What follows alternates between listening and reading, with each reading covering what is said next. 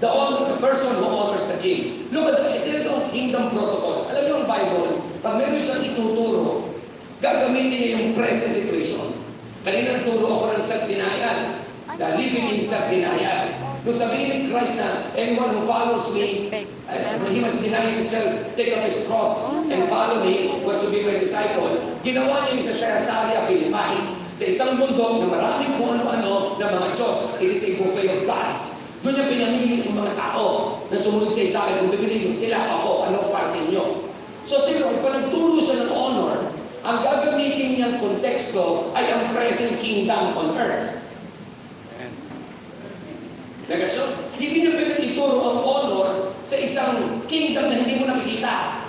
So para maintindihan ng mga tao ang kingdom, so nagbigay siya kayo ng understanding kung what is the kingdom on earth. Kanya lang, alam natin, abusive ang kingdom on earth, pero may resemblance. Are you ready? Are you ready? Ito na ngayon ang code of honor. The personal honor. Who wants to honor the Lord? Kaya magulat kayo. Pag in-honor mo si Lord, maniwala ka sa akin, hingin mo na lahat ng gusto mo. Kaya maniwala sa akin dito. Ito, number one, ito. Si Esther, in the book of Esther, look at this. Ganito sila mag-honor during the time. And I believe kaya ito sinula for us to still follow.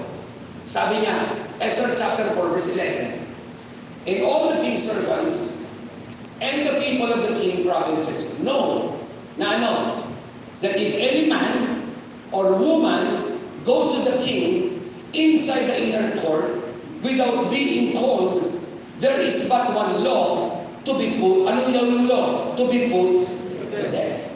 In the Old Testament times, hindi ka pwede busang mapasok sa king. Chamber. Pag hindi ka pinapatawag, mamamatay ka.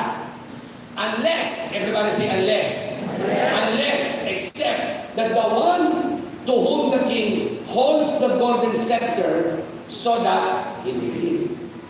Pag daw ikaw inabutan ng golden scepter, pwede ka mabuhay. Ganon. Pero kung sa paglakan pumasok, patay ka.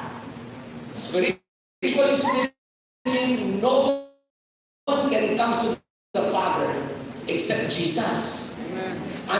Unless there is Jesus, everyone will go to hell. Yes. Kaya, hindi ka pwedeng pumunta sa langit, bakit nagagamit ka ng permisyon? Unless the requirement is Jesus Christ. Amen. So, ito na ang code of honor na hindi pinapatawag ng king. Are you ready? Sabi king, from each woman, king, itong gagawin after being ilang buwan? 12 months under the regulations for the women, since this was a regular period of your beautifying. Pag-aharap ka sa king, may 12 buwan yung mga babae na magpapaganda dapat. Pastor, libre ba yan? Oo. Walang kausap. Ano bang gagawin? 6 months with oil and milk. Papaliguan ka ng cooking oil. And then, di ko alam kung ano yung lalakisan ka. And 6 months with spices. Ang anghang siguro niyan. Hindi ko alam kung ano yan. Ano for women.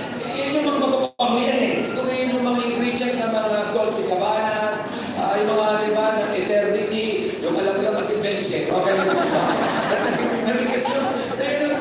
yung babae, bago iharap sa king, 12 buwan magpapaganda, magtatabdab ng kilay, tatanggal ng anin, aalisin ng ito, sisiba mga buhok sa kano, ganyan, everything, papuputin ng kilikili, something like that. 12 months, haharap lang sa king. Sabi doon, when the young woman went into the king this way, she was given whatever she desired. Wow.